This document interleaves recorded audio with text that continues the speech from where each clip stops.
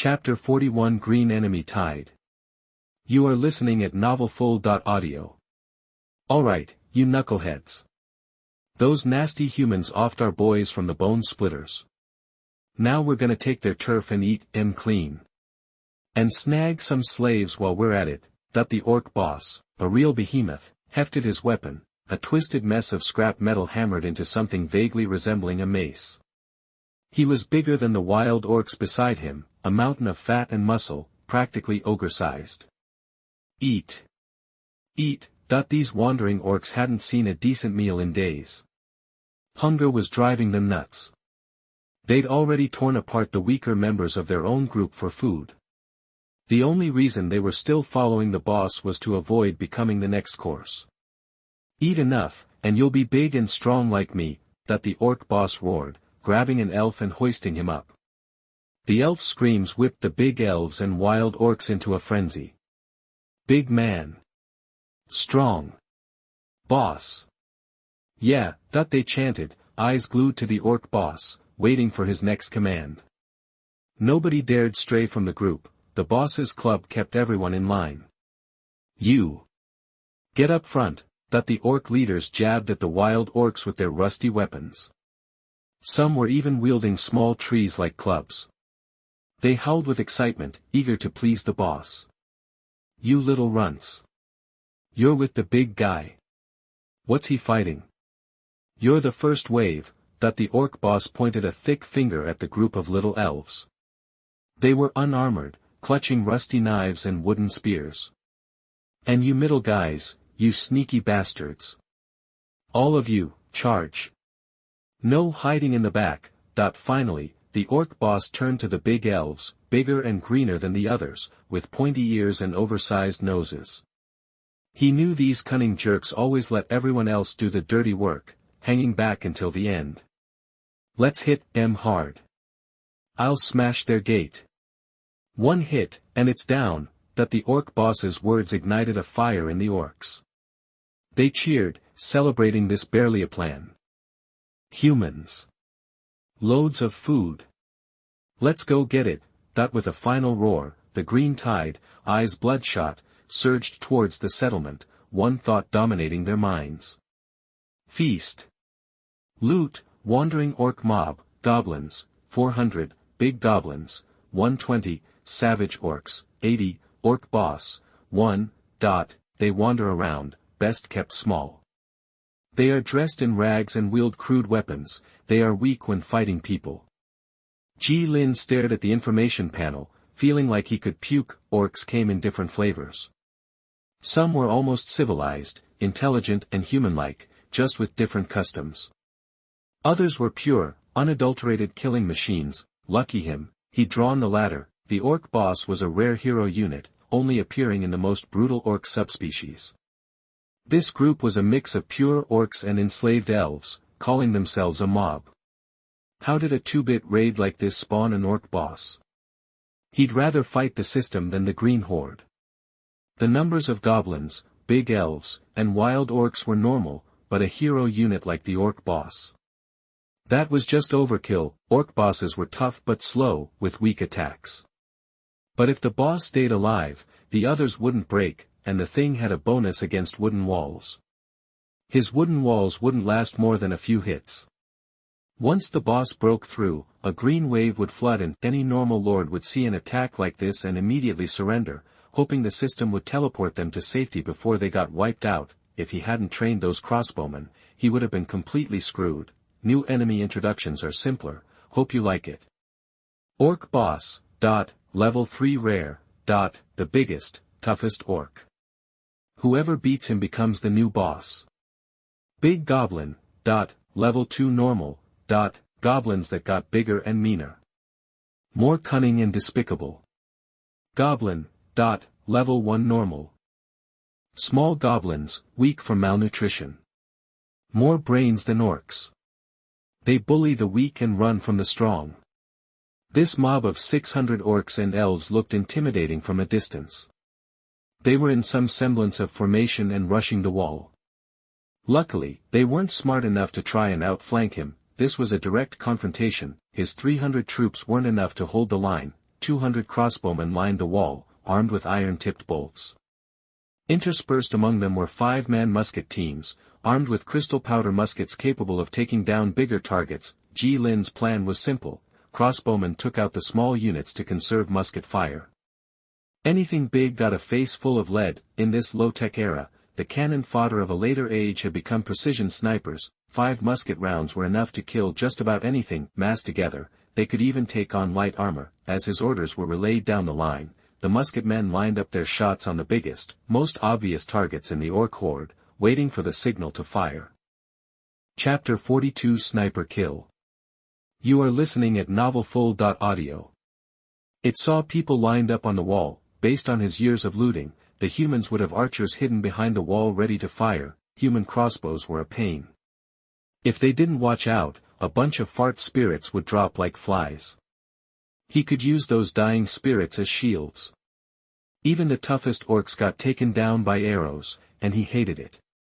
Humans just hid behind their walls, too chicken to come out and fight. He grabbed 2 fart spirits and held them up like a makeshift shield against the arrow rain. Orcs didn't really fear arrows, but getting poked sure was annoying. The arrows could pierce them, but who cared if a fart spirit died? If one got hit, he'd just swap it out with another goblin to take the heat. Unlike open field battles, these soldiers had shooting platforms built right into the wall, giving them a safe, stable place to aim and fire with way better accuracy than they'd get in the field. They could tweak the powder charge in their muskets to get more power, even if it meant more kickback. Right now, long-range aiming still relied on the soldier's eyesight. He didn't have telescopes or anything for those musketeers. At that distance, luck played a bigger role than skill. Command of the light crossbow militia was handed over to the heavy officer. An officer could lead the team like a general, but they wouldn't get the same bonuses. When high-ranking officers showed up, they could distribute equipment to the troops. Once the light crossbow militia fell under his command, he'd equip them with the burning flag guard, but its bonus wouldn't spread to the musketeers, giving each militiaman the burning flag effect. The iron arrowheads on their wooden crossbows began to glow with a faint red light. Ji Lin checked his timer. The 20% cooperation bonus was kicking in. Even though it wasn't much in the early stages, 20% was still a solid boost. Enough to make a real difference in this simple army. What did cooperation mean? Knowing what you're supposed to do, when you're supposed to do it, and if you didn't know, you'd suddenly get a flash of insight, a sense of duty, and just do it. When working with allies, you'd suddenly realize it was time to charge. A team would get back up faster when they were in trouble. Artillery barrages and air support strikes would become deadly accurate because of the improved coordination. While you were dodging fire, the infantry would already be on your doorstep. Improved coordination made the troops act as a single unit, bridging the gaps created by the fog of war. The first shot came from Chonghen, lying prone on a wooden platform made just for him. As a hero unit and captain, he had better vision than the average soldier, and his body could handle stronger recoil. But the gun might not hold up to that much power. Ji Lin gave him the best spot, a watchtower. One soldier was taking a break while his weapon was used for sniping duty. The training in the dungeon had given his men valuable combat experience. Another soldier stood by, loading the guns for them. After each shot, they just switched to a new, loaded gun. This rotation boosted the firing rate of those 2 hero units. Ji Lin was good at shooting and hitting targets, but long-range sniping was better left to the pros. His eyesight, already bad from staring at computer screens for too long, was worse than those temporarily trained crossbowmen. A deafening roar echoed. What the heck was that? The orc got distracted for a second. Only half the fart spirit he was using as a shield hit the ground, and a sharp pain shot through his hand. He looked down to see that one of his fingers was gone. Only the blood proved it had ever been there. Those sneaky humans were using something new, loud, and powerful to hurt him from way over there. It wasn't like he'd never seen a musket before. He was one of the smarter guys in the gang, but he'd never seen anything that could hit him from this far away. A wave of greed and anger washed over him. He was super interested in that noisy, powerful thing, and those humans had actually used it on him. 2 guns. The orc old man wasn't an idiot. He realized he couldn't just stroll over there. He had to get his guys moving. Men! Men! Charge. Kill those humans. Take their loot. He waved his iron club. Charge.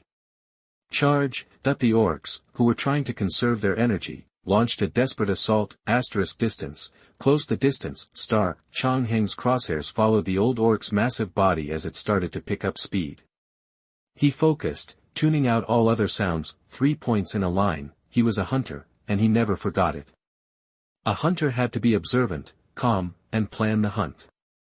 Only the arrows had been replaced with muskets and a sharper spear. The crosshairs moved steadily, his hands rock solid.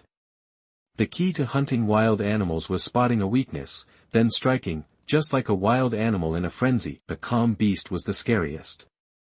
If you couldn't read its intentions, you were bound to mess up. Frenzied beasts were different. They'd given up their cool thinking and relied on instinct. When the unknown became known, you just needed to finish it off. Some people treated hunting like a game to show off their strength, turning a survival skill into a way to feel good about themselves. He was just a hunter, hunting to survive. All his knowledge of ballistics flashed through his mind and vanished. Thanks to the first shot, he'd figured out the gun's drop and the old orc's speed. An invisible line connected him to his target. The old orc seemed to realize something at the last second and tried to dodge. Goodbye, hunting to protect. Chongheng squeezed the trigger. The big guy went down. 1 shot, 1 kill. Chapter 42 Defending the City. You are listening at novelfull.audio. As the orc boss's massive body slumped to the ground amidst the gunfire, the battle was practically won. His grotesque head was gone, his neck exposed for the first time. He fell forward, crushing a bunch of goblins. Why didn't those charging goblins think about self-preservation? Their boss was taken down in a flash. Bad luck for the ones who got squashed. Taking down a general with a single shot like that was unheard of. Ji Lin figured he'd need the whole musketeer squad firing a volley to wear the boss down. At a range of 200, and with 45 long-range power, multiple volleys should have done the trick. But that would have meant letting the wild orcs get right up to the base of the 3-meter wall. When Ji Lin saw the notification that the local leader was dead, he realized he'd seriously underestimated how tough these attackers were. Maybe, just maybe, it wasn't as hard as he thought. Before he could even process that, Chongheng had put a bullet right between the orc boss's eyes. How could one general have such a devastating impact? He'd never had high-level generals before. For average lords like him, it was already a struggle to keep generals up to date. Ji Lin pulled up the attribute interface. Chongheng's hunter trait was evolving. Hint, General Chongheng. The hunter trait has been upgraded to the branch trait, chaser. Please review. The old hunter description was gone, replaced by a purple chaser entry. Chaser, epic, plus 30% scouting range, plus 10% shooting range, plus 5% one-shot kill chance, self-only. This hero has endured the trial by fire. He has gained unique insights into reconnaissance and sniping, and will pass his rigorous, effective training to his troops. The original hunter trait, combined with the experience of steam-powered warfare, had given Chongheng a brand new ability. Was it because he fought the orc boss hero unit? The intense battles had changed his traits, and he'd only needed one more. That's all he could figure out. Anyway, he'd never seen this before. Back in his old life, he couldn't even keep up with the stragglers. Battles were brutally difficult, let alone dungeons. With the orc boss sniped, the remaining orcs immediately started to lose morale, but instead of being intimidated by the blood of their comrades, they flew into a rage. Rage overrode their low morale. The musketeers fired at will, mowing them down. White smoke rose from the walls, dispersed by the wind. The dense horde in the distance was starting to break. The light crossbow team was waiting for their moment. The improved muskets had a range of 200. The light crossbows, only 100. They still couldn't accurately judge the distance, so they had to hold their fire. Some of the wild orcs stopped 100 meters from the city wall. They grabbed goblins and hurled them towards the wall. The goblins, barely half a man tall, hit the ground hard, limbs twisting and breaking, screaming as they rolled. This display of anger made Ji Lin's heart skip a beat. Wild orc throwers. They'd grab anything they could and chuck it. The city wall offered little protection. If a goblin landed in the middle of his front line, it would cause serious chaos. He counted 10 of the brutes who had stopped. They were considered smart for orcs, but their real talent was physical labor. Only a few could learn to throw, those few made them extremely dangerous. Watching goblins being used as ammunition, flying 10 meters before hitting the ground, made Lin's teeth ache. He didn't care about the goblins, but if those things hit the wall, they would take out his troops. His sense of distance and accuracy was poor, which was probably why none of the soldiers had been hit yet. When he was clearing out the level 2 wild orcs, he never encountered throwers. A little bit of brains made long-range and melee units equally dangerous. His militiamen couldn't accurately judge distances, but he could. Muskets, prioritize the throwing wild orcs. Light crossbows, raise your angle by 30 degrees, a third. Get ready for the first volley. Lin rushed to relay the order, running fast. The orcs were now within range of the light crossbows. He suddenly realized these guys probably didn't know what 45 degrees was, so he changed it to 1/3. The musketeers reloaded, aiming at the wild orcs in the back row, the ones throwing goblins into the air. The light crossbowmen raised their weapons and fired. As the bolts left the strings, the incendiary material on the lightweight shafts ignited, instantly heating the iron tips to a dark red glow. They had pushed that arrow to the limit: ignition, heat, burning. He watched the fiery rain fall into the enemy ranks. Then, Lin had a thought: the iron tips and wooden shafts, heated to that temperature, would shatter on impact. Like wood crackling in a fire, the arrows would explode into fragments, turning into a cloud of splinters that would act like a bunch of tiny needles, tearing apart whoever was nearby. Arrows like these were unrecoverable. His heart sank. That batch of iron crossbow bolts had drained his last resource reserves and cost him man-hours that should have been spent making more arrows. He could honestly say he had gone from rich to broke. Every shot was costing him arrows and money. Chongheim, with his technical officer skill, could whip up dozens of pounds of gunpowder on his own for the muskets. But making arrows was pure manual labor. Even the hero unit had to sharpen the shafts and grind the heads, which took a lot of villagers. Work hours were resources, and human labor was the rawest form of resource. He started to feel better when he heard the goblins and hobgoblins screaming from the arrows. It was worth it. It had to be, that's what he told himself, anyway. Wandering Orc Mixed Gang, Goblin, 341, Hobgoblin, 107, Savage Orc, 41. The first volley was more about shock value than anything else. It only reduced the number of goblins and hobgoblins in the horde by 10%. The wild orcs were almost entirely taken out by the musketeers. One shot from their heavy muskets could penetrate the bodies of the wild orcs, but the light crossbows needed dozens of hits. Still, with precise targeting, the musketeers had already eliminated half the wild orcs. For a militia, their teamwork with the musketeers was remarkable. The battle was going according to his plan. Nobody jumped the gun, even though it was the first time they'd seen anything like this. Lin pinched the stopwatch in his hand, calculating where the orcs would be by the time his troops had reloaded. Chapter 43: The Third Era, Technology. You are listening at novelfull.audio. Chapter 43: The First Era, Technology. That was a brutal fight. Those crafty giant elves are tough customers. They actually tried to scale the wooden wall with their sharp weapons. Some of the musketeers grabbed the spears they'd swapped out earlier and started jabbing at the base of the wall. They were way more effective with those spears than with the muskets. In that kind of close-quarters combat, the muskets and crossbows' slow reloading was a huge disadvantage. It took like half a minute to reload each shot. On the other hand, the spears were 10% better at taking them down, skewering those big-headed elves one after another. One unlucky dude caught a glancing blow from one of the giant elves' wild swings. "It's over," he muttered, staring at the bodies scattered everywhere. Then the system chime went off. Era advancement detected. Upgrading to the first era. Please select your upgrade reward. Emperor Age, Magic, Fortress. We have mastered magic. Humans have stolen fire from lightning, and we will control lightning itself. Our civilization has always built high walls to resist enemy attacks. Fortifications are the key to our survival. Emperor Age, Rune, Fortress. We once saw words as just a way to record things, but now we've discovered that words can be power, holding secrets beyond mortal comprehension.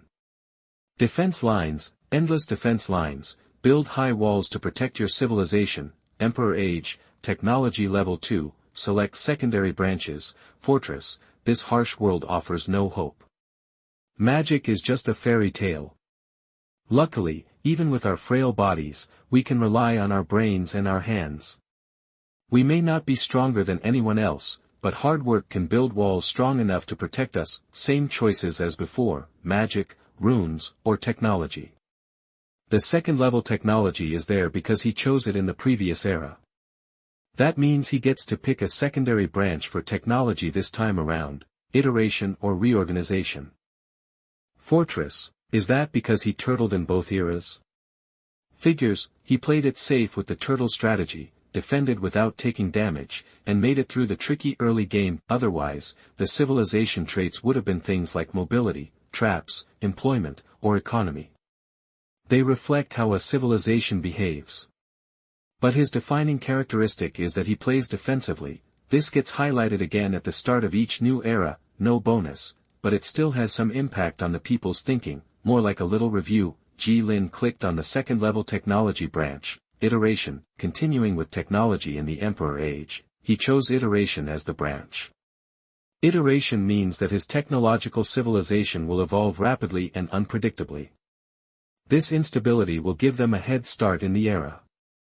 The iteration branch also comes with a unique effect. You can research technologies from future eras and reduce the downside of advanced research. If you can find the tech, reorganization would boost population growth and capacity, which is great, but he doesn't need it yet. Tech just gives you the most general knowledge to work with, which is easier for creating a mixed civilization later on.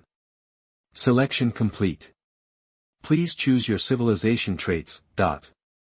Blood purification, plus 5% experience gain. Prosperity and stability, plus 5% production efficiency. Dangerous technology tendency, plus 5% research speed. Dangerous technology is more likely to appear in your research and development list. Blood purification. Easy choice. Blood purification, hands down.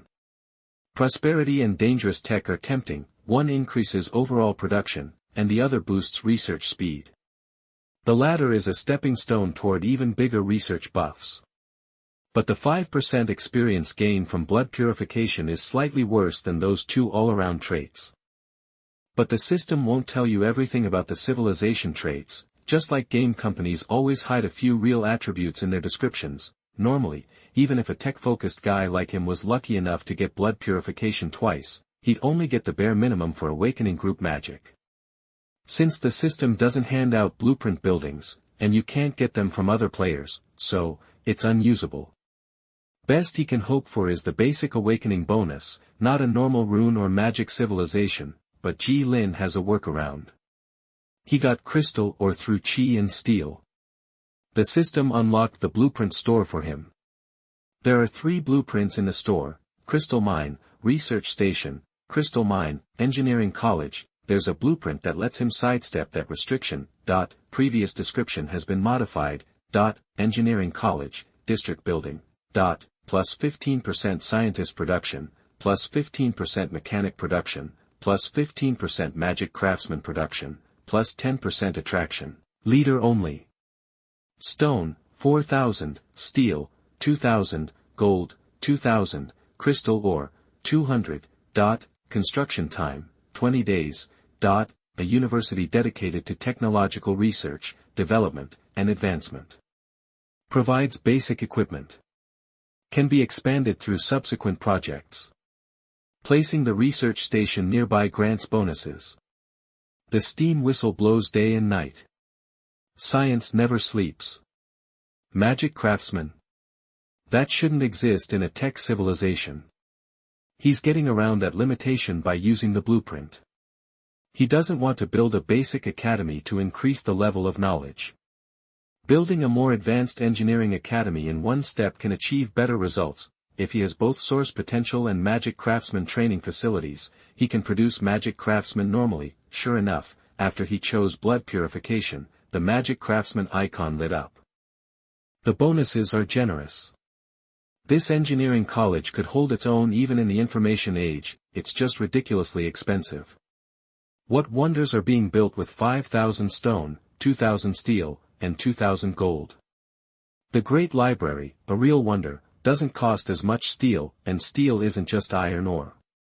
It needs to be processed in a metallurgical furnace or blacksmith shop, crystal or releases hydrogen with simple processing, and the steam and steel worlds use hydrogen metallurgy, since they have amazing material strength, but he isn't that crazy, yet, without even mechanics and magic craftsmen, hydrogen metallurgy is like saying he's too comfortable and the sky is too dark. He wants to set off a huge firework to illuminate himself. Rewards are being distributed according to player needs. Telescopic telescope, plus 30% to 50% field of view, to mark targets and guide long-range troops to attack. Quest book, lightless severance. Spring, a spring full of healing power. He's never seen a quest book before, never heard of the name. The other two rewards are both improvements for him, one for boosting ranged combat, the other for buffing the leader, but he still chose the quest book for later. He wasn't in a rush to use it. There can't be many X-level quest books. He's never seen one with this kind of description. It's too weird. Selection complete. Technology Iteration Fortress, Bloodline Purification, Quest Book, Lightless Vein Break. Unification in progress. Upgrading. Welcome to the world, Lord. Lord, G. Lin, Lord Race, Human, Lord Talent, Foresight, Fire Extinguisher, Plan Defender, Battlefield Maneuver, Master. Building, Town Center, Military, 300, 100 Musketeers, 200 Light Crossbowmen. Land Population, 910/12800, Land Buildings, Town Center, Primary Dwellings, 82, Farmland, 700, Mill, 4, Pasture, 1, Public Toilet, 1, Bathhouse, 1, Herb House, 1, Wooden Wall, 400. Civilization Type, Technology Iteration Fortress, Civilization Characteristics, Bloodline Purification, Level 2.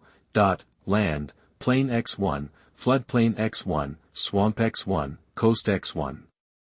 Chapter 44, Energy Talent. You are listening at novelfull.audio. The white fog blanketing the area began to break up, revealing a stunning vista with a hazy sky beyond. A breeze swept in from the south, carrying the faint sound of tides. On the coast, a floodplain stretched out, something you wouldn't find on just any small island. Looking south, the sunset painted the sea and sky with vibrant colors as seabirds took flight and landed in the distance. To the north, beneath the clouds, lay rolling hills and fields, a deep, rich green. This place had the potential to become a thriving city. Maybe he could build a tourist destination, attracting visitors to watch the tides and support the entire city. A pale blue-white mist flowed from his palm, swirling around his fingertips and condensing into an unstable sphere. Blood Purification Level 2, plus 10% experience gain, plus 5% physical limit, minus 5% physical decay. Energy Potential Awakened Population, plus 5% production efficiency. Psychic Energy, Psionic Energy, Spell Talent, their forms are constantly evolving. We've discovered the original source of this evolution, which we call Source Energy. He focused on controlling this source energy, ready to unleash it, but the unstable sphere dissipated into a breeze before it even left his hand, vanishing on the wind. 0 killing power, but a +4 style. This awakening isn't for everyone. In the beginning, like learning magic or drawing charms, only a select few can tap into this energy. Most people will carry this dormant talent to their graves. This magic tends to manifest as either extreme individual power or a gradual spread of spell talent throughout the population. The former offers a quick boost, but the benefits diminish rapidly over time. The more it develops, the less efficiently resources are converted into combat power. The latter takes longer to develop, but its strength lies in its potential to create a large number of magically gifted people across the nation, winning through sheer numbers. Over-relying on individual power can ultimately hinder the territory's overall development. One thing's for sure, the Lord will definitely see an increase in potential awakening. Plenty of lords rely on their superior strength to charge into enemy lines, draining the territory's resources to live like emperors, but they always hit a wall at the Second Industrial Revolution and can't progress. The Source Essence awakening granted by blood purification can be used to cast spells and draw charms, making it a versatile trait. Ironically, he seems to be the only one in the territory with this talent. The 3 hero units under his command show no signs of it, and their stats haven't changed at all. He shifted his attention from the source energy, having spent almost an hour playing with it, shaping it into different forms. Ji Lin decided to check out the blueprints for sale in the system store. In his past life, he hadn't specialized in humans. The buildings of different races weren't just different, they were worlds apart. Because you possess the fortress characteristic, the following blueprints are unlocked for free: wall, watchtower, wall, 40 gold ore. Construct a wall 5 meters high, 1 meter wide, and 10 meters long. Develop new blueprints based on this one: watchtower, 120 wood. A 25-meter high wooden watchtower providing an unobstructed 5-kilometer field of vision. Develop new blueprints based on this one. As soon as he opened the blueprint store, a system notification popped up: 2 blueprints unlocked for free, saving him 1,000 gold mines. Nice. Unlike the buildings from the Classical Age, the Imperial Age had specialized research facilities for improving and developing buildings. Watchtowers could be upgraded into specialized defensive towers based on various existing ranged units, offering a high degree of customization. The same went for city walls and other buildings. 6 blueprints remained in the store: plantation, restaurant, post station, residence, Imperial Age, tailor shop, and blacksmith shop. Each one cost 1,000 gold mines. He already had the shooting range and academy, so they didn't appear in the store. So many blueprints, so little money. After window shopping, he placed a watchtower at each corner of the territory's hexagonal structure, spending a total of 720 wood. These 6 watchtowers would give him surveillance over the surrounding 5 kilometers, preventing any wandering monsters from sneaking into the territory. More building from scratch. Fantastic. Please note that this time, we will only provide supplies equivalent to the current population. Please check them carefully. The population will arrive within 1 to 3 standard days. More people were coming. Ji Lin felt a surge of optimism. People meant production. He wasn't short on jobs, just workers. The population prices on the trading market were insane. The cheapest golem went for 20 gold mines, and a group of rat men, slightly smarter than golems, cost 40. The only humans for sale were marked as slaves. He took one look and gave up. This wasn't selling slaves, it was highway robbery. Ji Lin switched to the character interface to check the territory's population limit. It had jumped to 12,800. His current 910 people barely scratched the surface of that massive limit. If the system still supplied 25% of the population, that would be 3,200 people, a burden no lord could handle. Knowing that just under 1,000 people were on their way, Ji Lin glanced at his dwindling resources. Soon, the territory would have almost 2,000 people, making it look like a real town.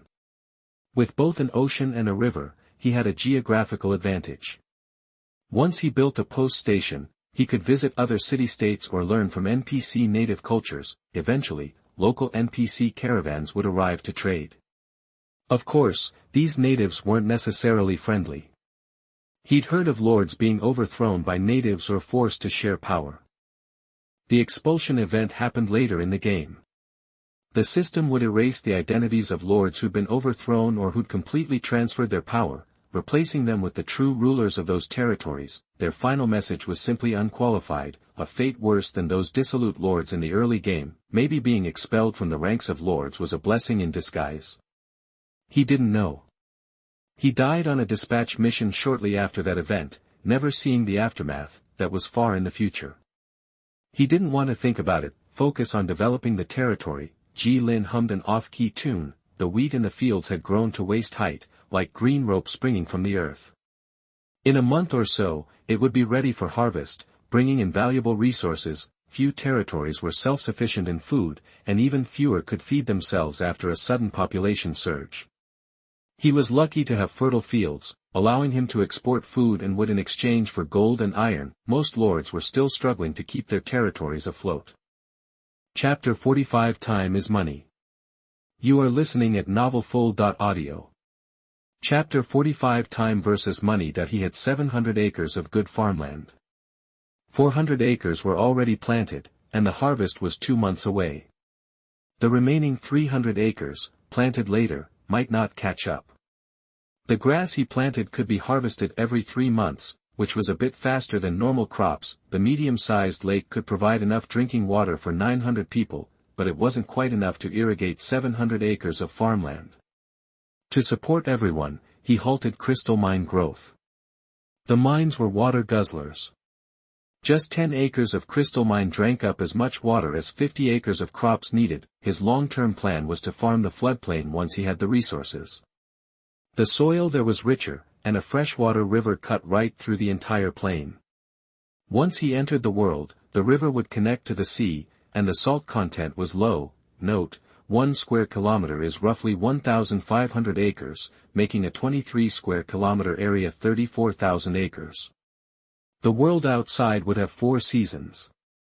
Unlike the perpetual spring inside the protective shell, the coastal climate wouldn't always be perfect for plants, but it would be more stable with less extreme temperature swings. And with all the greenery, they'd get plenty of rain. A slight chill ran through the air. He needed to get that tailor shop ASAP. Pulling his clothes tighter, he started planning. The residents were still wearing the drab, coarse outfits that came with their housing, 20 sets per house. Seeing them all in brown made him feel like he was running a prison camp. But these folks, veterans of war, worked hard and were just happy to have a full belly. His 2 subordinates really prized the gear they'd brought out of the dungeon, usually sticking to the standard issue clothes. Animal fur, cotton, silk, and hemp were the most common clothing materials. Fur meant hunting. Silk required raising silkworms and growing mulberry trees, which essentially meant 2 resources. That left cotton and hemp. Cotton was the more versatile option. Planting cotton needs. Ugh, not that kind of cotton. He banished the crude thought from his head. He was now debating whether to seize this opportunity and plant cash crops. Honestly, cotton would greatly improve the territory's living standards. They already had rice, sugarcane, and wheat for sugar and fiber. The staples were covered, but they needed better side dishes. He had a rifle team of 100 and a light crossbow team of 200. Meat wasn't a problem. They could clear out the mountains. But berries weren't exactly a balanced meal. He had 3 main crop options: sweet potatoes, cotton, and beans. Sweet potato roots and vines were edible. Cotton was a key textile material. And beans were a major protein source, leading to countless processed foods. "My lord, I suggest you grow cotton," Chongshan advised. "Based on our current economic model, we depend heavily on trade to get resources. Right now, beans and sweet potatoes aren't as competitive as cotton. As food, they have substitutes. They just aren't useful yet as industrial materials. Cotton is harder to replace. Once the tailor shop is up in the 3rd era, everyone will need it. We have plenty of good land. It's worth dedicating some of it to cash crops in exchange for minerals." He smiled, pointing to the rice and meat in Ji Lin's bowl. The wild rice gathered from the floodplain wasn't as sweet or tender as modern domesticated rice, but it was popular in the market and sold for 0.6 gold per unit. "And about those side dishes you're worried about? I think you're overthinking it. We're happy just to have meat and salt every day." People's habits weren't so easy to change. The territory still had strict food rationing, and there were no vegetables yet. They relied on the old berry supply for vitamins. Ji Lin would use berries and rice to trade for some vegetables to improve their diets. Right now, their main meat source was hunting monsters from the 2nd-level enemies, plus some from the hunting spiders. While their bodies weren't edible, their long legs were meaty like those of arthropods, which wasn't bad. It wasn't exactly cost-effective, but it wasn't a total loss. Once their basic needs were met, other desires would naturally follow. Moving from the 3rd era to the 4th era wasn't a simple resource dump. The territory needed certain buildings to upgrade, and the corresponding technology would be tested when they were finished. If the test succeeded, they'd move on up. If it failed, they'd enter a 1-year dark age and couldn't upgrade until it was over. The conditions for his tech level were, Emperor era, requirements, at least one of the 3 divisions of academy/government office/palace, must complete an additional building expansion in the town center, and have at least 15 technologies in the Emperor era and before the Emperor era. Not bad. He already had the blueprint for an engineering college, so he could kill 2 birds with 1 stone. The college could research technology, and he could expand the town center. Essentially, the town center would be divided into departments like personnel, revenue, rights, war, punishment, and public works. That was just a metaphor, there weren't only 6 departments. The town center would simply have more functions. Once expanded, the town center would be a real municipal hub. He would trade for cotton seeds and give them to the redistributors to find good land for sowing. He'd have Changhang and his spearmen guard the cotton fields until more villagers arrived, clearing out monsters in the meantime. They weren't needed for the time being. The 200 light crossbowmen had just come down from the battlefield and were now working the fields, digging new canals, and planting seeds. Other villagers were sent to gather wood. With 900 new residents, housing was a problem. People couldn't sleep on the ground, the whole territory was mobilized. To boost morale, Jilin increased the meat ration to once every 2 days. Time is money. And Jilin was thinking about other things. Chapter 46 Cooperation. You are listening at novelfull.audio. As usual, I checked out the Emperor's Time forum. Even though I registered a day after the initial wave of players, the forum only had a little over 100,000 members. The interface was clean. The posts from the 100,000 users refreshed slowly, but at a glance, everyone was discussing their progress. Once a forum gets too big, it's flooded with junk. In the first popularity contest, the Treyant was still in the lead, but an element suddenly surged ahead.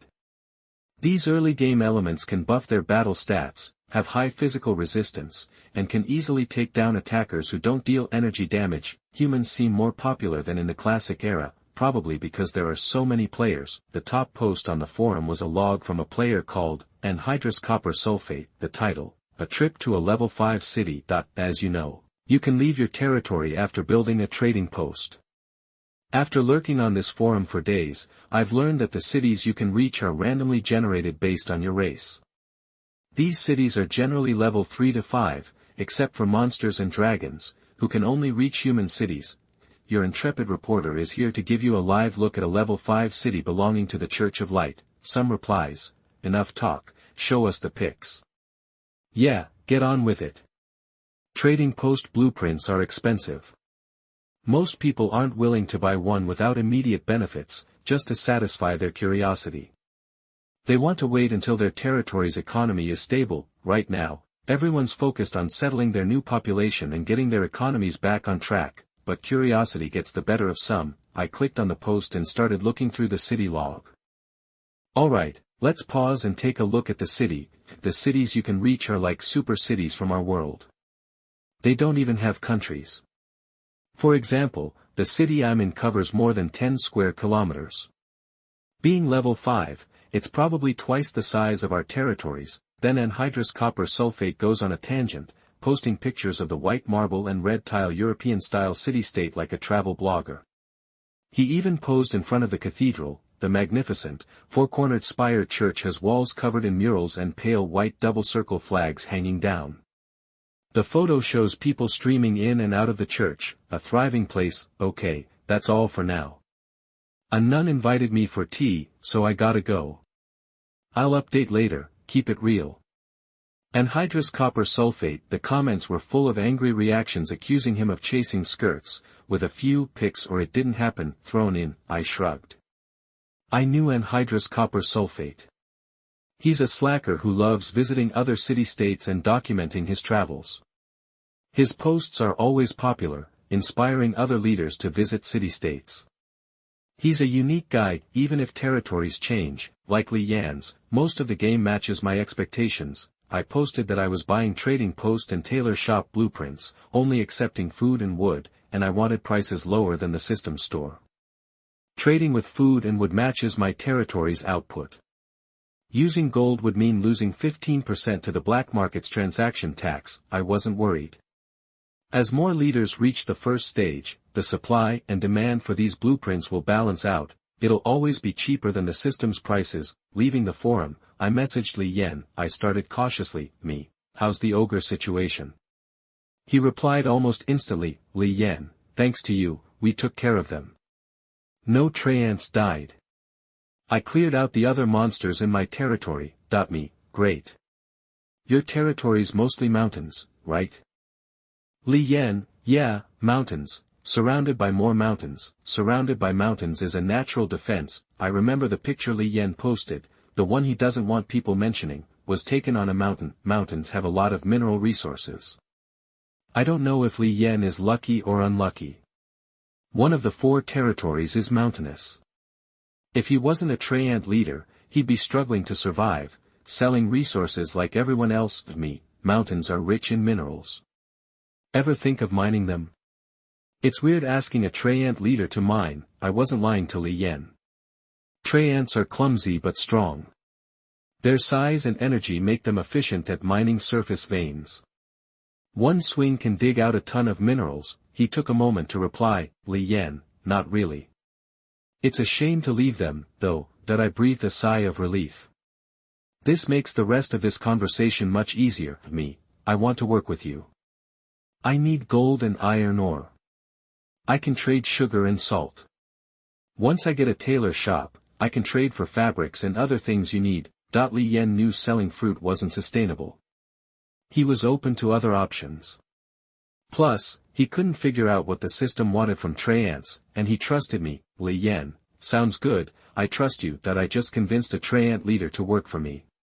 Why do I feel guilty? I took a powerful resource from him already, and now I need to take even more from him. The Trent's weakness is fire, the energy that normal civilizations need to survive. It's deadly to them. They need special magic to slowly turn iron ore into steel. We spent the next half hour working out the details. I'd give Li Yan production resources he couldn't easily make. He asked for my advice about the future. The core of magical civilization is researching new spells, or making magic equipment for the treants. I can't let them use fire to make steel and start industrializing. Their low population and flaws make that impossible. Li Yan's territory only had 2 treants. My territory had almost 200 people. We grow differently, but eventually the population gap will be huge, and we won't be able to keep up. Finding a race to work for them or live with them would be ideal. Chapter 47 New Population. You are listening at novelfull.audio. Chapter 47 New Entrants. I can't see the author's words offline, and I just found out that the author said it would be uncomfortable to read without the lines. Sorry, I will add the settings to the text without affecting the fluency in the future. The Baron thought back. He remembered when their eager group of pioneers set out to build their own city-state. The initial team of 1,500 had dwindled to less than 1,000. On the 15th day of their journey, their astrologer gave a wry smile. The map we had was completely wrong. The terrain is nothing like what it showed. And there were monster nests waiting for us along the way. He didn't say the last part aloud, but everyone knew it. They had failed, their pioneering effort was a bust. That day, he burned all the maps for fuel and started drawing new ones. The old maps had cost them too many lives. Someone had deliberately given them false maps, sending them on a one-way trip, should they turn back. A migrating herd of horned beasts blocked their path, their food was running out, and 10 people had fallen ill from the miasma. Just yesterday, they'd hastily buried a brave guard who died fighting a giant wolf to protect them. They burned his body to keep wild animals from digging him up, then buried the ashes. The Baron looked at the blacksmiths, carpenters, apprentices, and unemployed people behind him. Their faces were blank. These people had suffered so much that panic couldn't touch them anymore. He could barely believe he'd led this group through the wilderness. Then they saw it, a portal suddenly appearing in the sky. Beyond it was an endless forest. The astrologer hadn't given up. He claimed to smell the sea breeze coming from the portal. If they could find the ocean, they had a chance. The Baron didn't argue. Truth or not, they needed hope. He couldn't even imagine how they'd survive by the sea. Clearing land, cutting wood, farming, could they still do it? Maybe the gods didn't want them to die. Maybe that's why they'd opened a door when they were at death's door. The Baron led his group through the portal. The world on the other side was rich and dangerous, filled with monsters, ghouls, and wild beasts. But those creatures were territorial. As long as they stayed away, they wouldn't be attacked. They continued to follow the astrologer. He fiddled with his strange, rotating instruments, saying he could find the sea breeze. After passing through the portal, they were lucky enough not to lose anyone else, except for a few unlucky ones who were still sick from the miasma and needed to be dragged on carts. At least they had a few horses left. Suddenly, the ground trembled. A meat-eating demon. The Baron saw the huge figure charging out of the trees, with its greasy, wrinkled body, much taller than a man, wielding a thick stone club. Nearly all the guards were gone, dead or scattered. He'd been incredibly lucky to guide these helpless villagers this far. If he died, it would be atonement. The Baron drew his sword, aiming for the demon's throat, ready to slash its belly open. A thunderous crack split the air. The demon's head exploded like a smashed watermelon, splattering him with gore. The Baron looked down, shocked to see a half-grown spider rushing towards him. A sharp whistle pierced the air. The hunting spider stopped, barely a yard away, then turned and bounded back to its master. A soldier in a gray cotton uniform, holding a long rifle, stroked the spider's head. He took out a chunk of white gel from his pack and fed it to the spider, which happily munched on the treat. More soldiers appeared from behind the hillside, hunting the meat-eating demons. The demons weren't even focused on him, just trying to survive. Seeing the soldiers, who looked like him, he felt relief wash over him. Months of fatigue crashed down. His last thought before passing out was, they were saved. Name. A man in cotton clothes was writing down his information on crisp white paper. Wuba, the Baron said. Occupation. Baron. The man, different from the soldiers, was recording everyone's identities. After that, they could go to the bathhouse and get new clothes. The bathhouse could only fit 10 people at a time. Ji Lin had built it to accommodate nearly 2,000 people in the future, but 9 at a time would have to do. He'd asked Chong Shan, Li Xiaolang, and Changheng to help record everyone's identities and occupations, 10 people per page. Once 10 were recorded, they could wash and get new clothes. He hadn't asked others because only a few people in the territory could read, especially complex words. The system wouldn't send people with huge cultural differences to these lords. That would be harmful. He wouldn't deceive to that extent. Not your title. What can you do? Chongshan tried to stay upwind of the filthy Baron. As the leader, he had the privilege of being first in line. Still, the sooner he got this guy into the bathhouse, the better. I can read, and I have experience in territory management. Wuba said. Ji Lin could see his information, but he still had to follow protocol. Wuba. Affairs Officer, Level 2.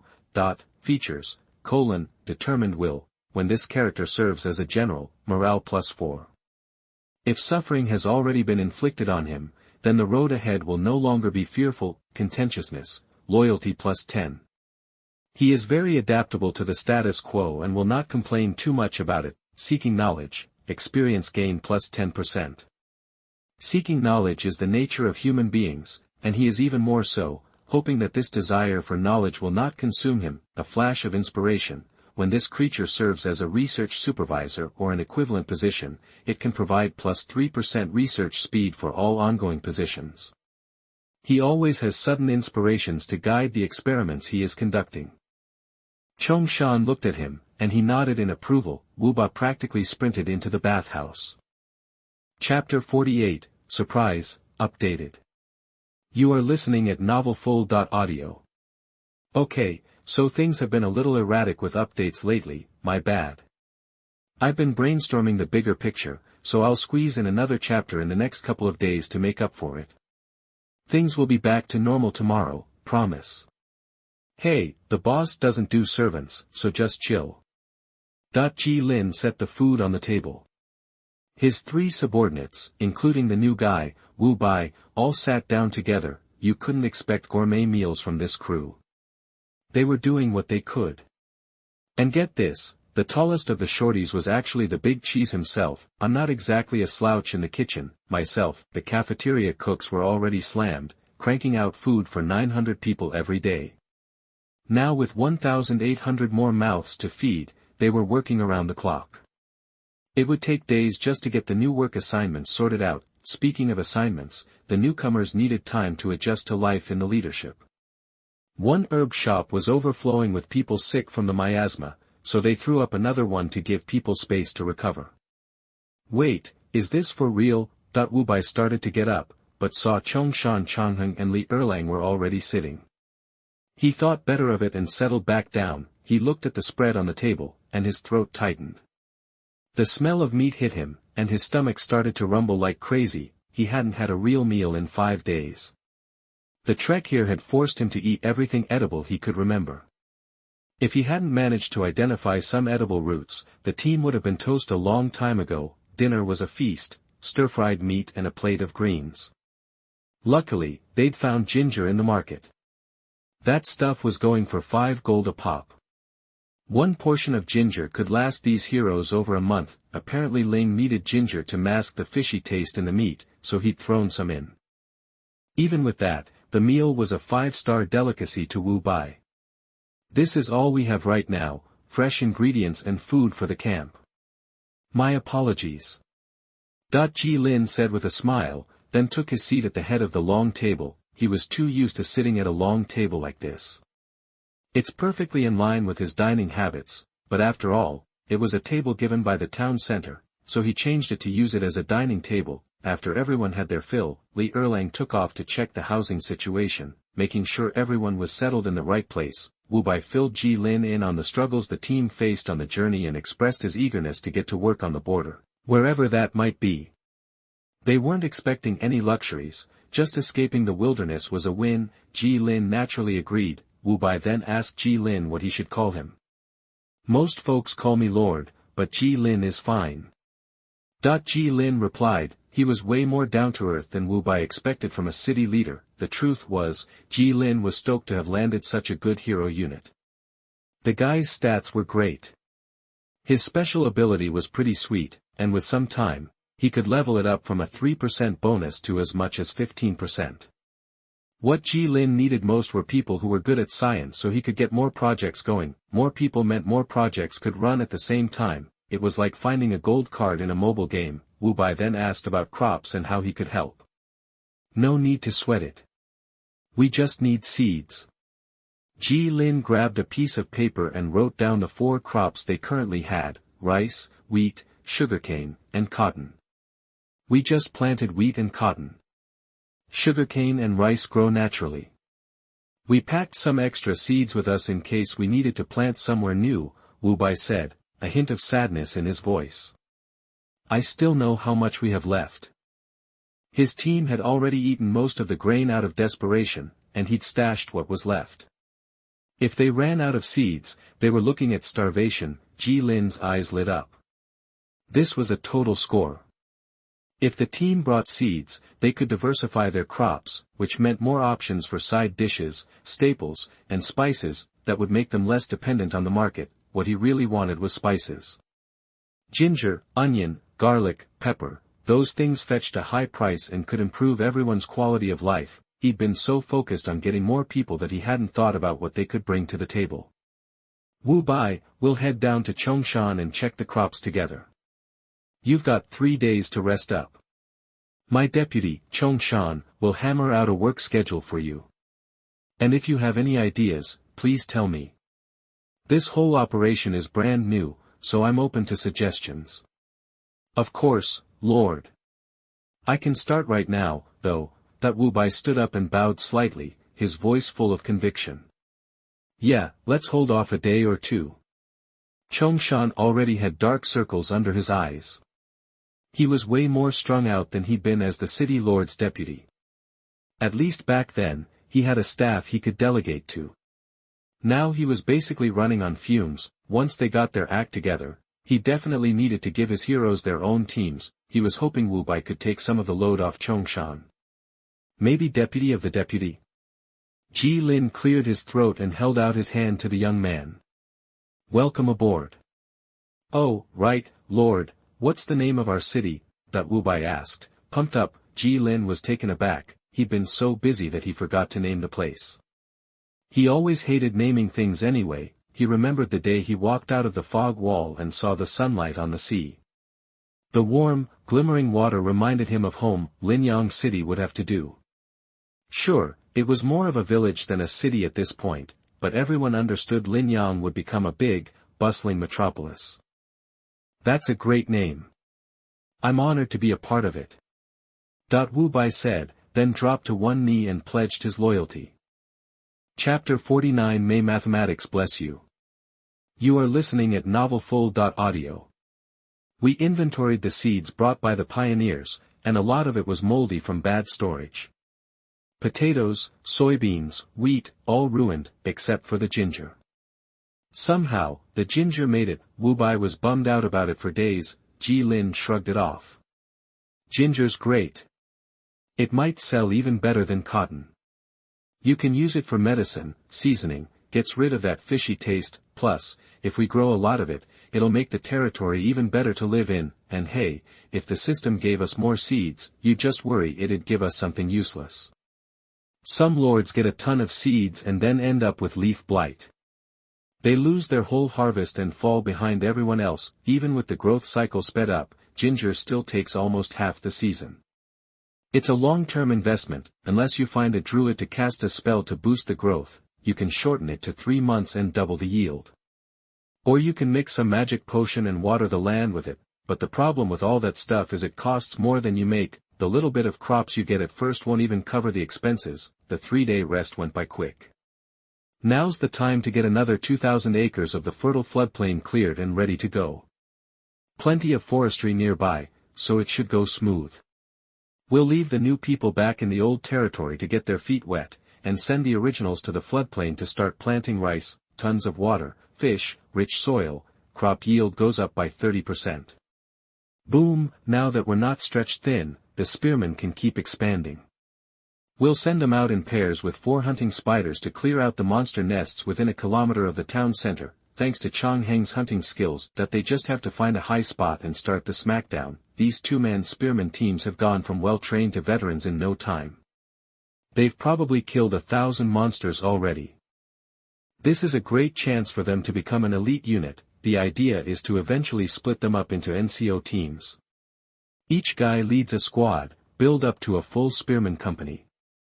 The veteran guys go back to being well-trained when they split off, but they get an experience bonus to level back up fast. Plus, working with the hunting spiders is giving us some new skills, and skills mean new research projects. Loyal Scout, this unit and the hunting spiders work together like hunting dogs and their handlers. Hunting spiders get, plus 10% dodge, harassment. This unit gets, plus 50% search range, plus 5% weak point attack. Patrol sentinels added to your project list. Construction unlocks a new training unit. Our soldiers get along great with these spiders, and the spiders' performance is getting noticed. It's not an accident.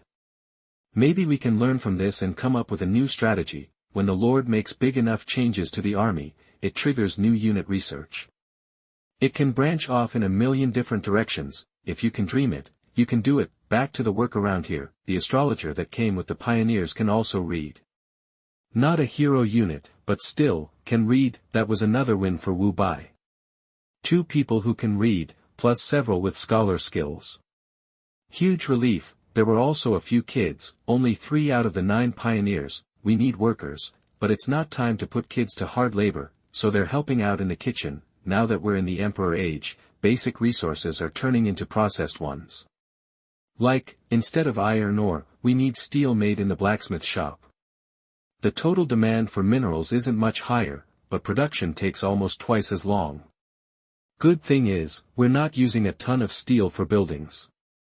Unless there's a war, we don't need much, but then there's the crystal mine research station and the engineering college.